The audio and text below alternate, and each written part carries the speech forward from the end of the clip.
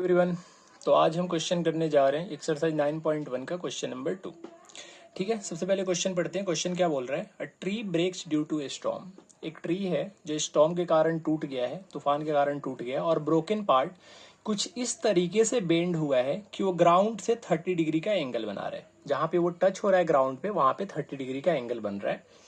ठीक है, अच्छा, और ट्री और जहां पे टच हो रहा है, जो टूटा हुआ पार्ट है पेड़ का, वो जहां पे टच हो रहा है, उन दोनों का डिस्टेंस 8 मीटर है। तो आपको ट्री की हाइट निकालनी है।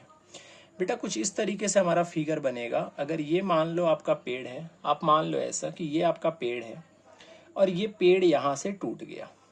जो पेड़ यहां से टूटेगा तो ये जो ऊपर वाला हिस्सा देख रहे हो, छोटू सा जो हिस्सा है, ये नीचे ग्राउंड को टच करता है। क्वेश्चन कुछ इस तरीके से है। और ग्राउंड पे जहां पे टच करता है ये, वहां पे जो एंगल बनता है वो आपका 30 डिग्री का एंगल बनता है। मतलब ये एंगल बेटा आपका 30 डिग्री का एंगल बन रहा है।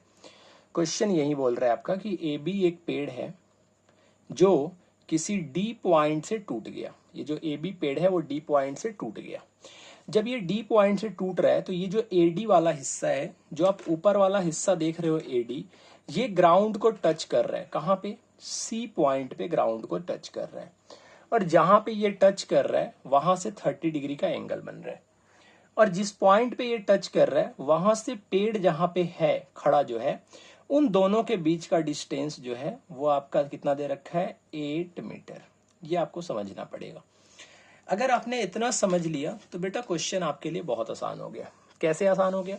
अब आपको दिख रहा होगा कि सर ये एक ट्रायंगल बन रहा है DBC, और ये एक राइट एंगल ट्रायंगल बन रहा है। और राइट एंगल ट्रायंगल जब भी बनता है तो ट्रीगो का यूज करके हम अगर एक साइड गिवन होता है तो दूसरी साइड निकाल लेते हैं। इस केस में आपको ट्री की हाइट निकालनी है। ट्री की हाइट कैसे निकलेगा? ट्री की हाइट AB है, ट्रायंगल में तो सिर्फ DB आ रहा है। तो अगर आप कोशिश करो तो ये जो AD है, ध्यान से देखो बेटा, ये जो AD है वही DC है। AD ही हमारा क्या है? DC है, क्योंकि AD ही ब्रोकन पार्ट है और वही ब्रोकन पार्ट ग्राउंड को टच कर रहा है। सबसे पहले मैं लिख देता हूं कि AB क्या है आपका? AB आपका ट्री है। AB क्या है आपका? ट्री है। ठीक है, अच्छा जी, ये जो ट्री है वो D पॉइंट से टूट गया। टूटा कुछ इस तरीके से कि जो AD है वो किसके इक्वल हो जाएगा? DC के। क्यों? क्योंकि ये दोनों ब्रोकन पार्ट है। ये दोनों ब्रोकन पार्ट है। रिमेनिंग पार्ट क्या है आपका जो बच गया? वो आपका DB है जो नहीं टूटा है। ठीक है सर, यहाँ पे अगर हम ट्रायंगल लें, ट्रीगो का यूज करें, तो एक ट्रायंगल आपका बन रहा है इन ट्रायंगल DBC। एक क्या? एक ही ट्रायंगल बन रहा है बेटा, दो तो बन नहीं रहे यहाँ पे। अब ये देखो, यहाँ पे हमें पता है बेटा, आप जानते हो कि एंगल के सामने वाला जो होता है वो परपेंडिकुलर होता है, और ये आपका बेस है। मतलब P और B के बीच में अगर आप रिलेशन ढूंढ दोगे तो DB आप निकाल सकते हो। और P और बीच के बीच में किसका रिलेशन होता है? तो tan का।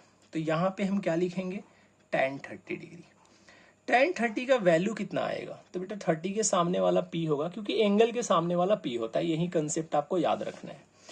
तो ये आपका DB आप लिख सकते हो, अपॉन में आप लिख सकते हो BC। जब आप इसे सॉल्व करोगे, tan 30 का वैल्यू कितना होता है? 1/√3 इज इक्वल टू आपका DB कितना है? सर नहीं पता हमें, लेकिन BC हम जानते हैं कि 8 दे रखा है।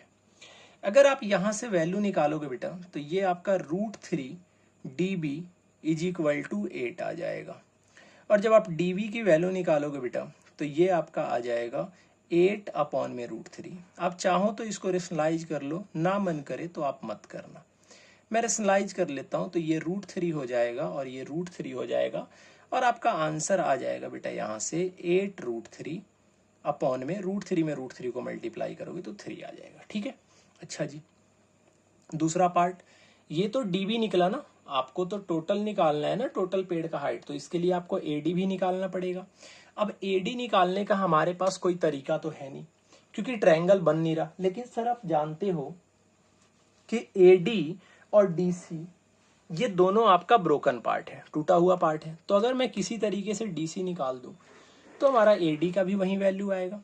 अब देखो यहाँ पे बेस गिवन है, बेस गिवन है, और H निकालना है, क्योंकि 30 के सामने वाला तो P हो गया, तो ये आपका B है और H आपको निकालना है। तो सर B और H के बीच में किसका रिलेशन होता है? तो आप बोलोगे भैया cos 30 का होता है, cos का रिलेशन होता है। एंगल था तो थीटा की जगह पे 30 लगा दिया। cos 30 का वैल्यू एक्चुअली में आएगा कितना, आप जानते हो कितना होता है, √3/2 होता है। लेकिन यहाँ पे अगर cos 30 का वैल्यू देखेंगे तो ये आपका कितना हो जाएगा, BC अपॉन में DC, BC अपॉन में DC, नाम आपको लिख देना है। cos 30 का वैल्यू कितना आ जाएगा, √3/2। बेटा BC का वैल्यू कितना होगा, 8, और DC का वैल्यू आपको तो निकालना ही है। तो आप यहाँ से जब सॉल्व करोगे तो ये आपका आ जाएगा √3DC इज इक्वल टू 8×2=16।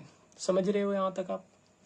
जब आप यहाँ से वैल्यू निकालोगे DC का, तो DC का वैल्यू आ जाएगा आपका 16 अपॉन में √3। आप इसको रेशनलाइज करोगे तो √3 से ऊपर मल्टीप्लाई होगा, √3 से नीचे मल्टीप्लाई होगा, और ये हो जाएगा आपका 16√3 अपॉन में 3। ध्यान से देखो, ये DB का वैल्यू आपका आया है 8√3 अपॉन में 3, इसको मैं लिख देता हूँ यहाँ पे 8√3 अपॉन में 3। DC का वैल्यू आया है आपका 16√3 अपॉन में 3। बेटा हमसे पूछ रहा है हाइट ऑफ ट्री, मतलब AB का हाइट पूछ रहा है। और एक बात बताओ आप, हाइट ऑफ ट्री कैसे निकलेगा? हाइट ऑफ ट्री का फॉर्मूला क्या होगा? हाइट ऑफ ट्री आपका क्या है, AB है। और AB कैसे निकलेगा? जब आप AD में क्या ऐड करोगे, DB ऐड करोगे। जब आप AD में DB ऐड करोगे तो आपका AB निकलेगा। AD का वैल्यू कितना आया है निकल के? AD का वैल्यू आपको पता नहीं है, लेकिन आप यहाँ पे मैंने लिख दिया था पहले ही कि AD जो है वो DC के बराबर है। तो AD जब DC के बराबर है तो AD के जो DC का वैल्यू आया वहीं AD का वैल्यू होगा। तो DC का वैल्यू कितना आया है, 16√3 अपॉन में 3 लिख दो आप, प्लस DB का वैल्यू कितना आया है, 8√3 अपॉन में 3। जब इसको सॉल्व करोगे तो ये कितना आ जाएगा, 3 एलसीएम लोगे तो ये 3 आएगा। ये आ जाएगा आपका 16√3 प्लस 8√3, और ये मिलके कितना होगा, आप जानते हो रूट के केस में क्या होता है कि यहाँ पे 16√3 और 8√3 है, तो रूट तो कॉमन है दोनों में, तो आप रूट को कॉमन निकाल लो और यहाँ पे क्या बचेगा, 16 और 8, और 16 और 8 मिलके कितना होता है सर, 24√3। इतना तो आपको आता है। अपॉन में कितना हो जाएगा यहाँ पे, 3 से कट करोगे बेटा तो ये हो जाएगा 8, और आंसर आपका निकल के कितना आ गया, आंसर आपका निकल के आ जाएगा 8√3। और यही आपका पेड़ का हाइट है, 8√3 मीटर का आपका पेड़ है। आपको समझ में आ गया? मैं फिर से समझा देता हूँ। एक पेड़ था AB जो D पॉइंट से टच हो गया, और ये जो टूटा हुआ पार्ट है वो C पॉइंट पे ग्राउंड को टच कर रहा है, जो 30 डिग्री का एंगल बना रहा है। जहां पे ग्राउंड पे टच कर रहा है वो ट्री से 8 मीटर की डिस्टेंस पे है। यहां से हमें ट्री का हाइट पूछ रहा था। देखो ये हमारे ट्रायंगल बन रहे, तो यहाँ पे एप्लीकेशन ऑफ ट्री को हम लगा सकते हैं।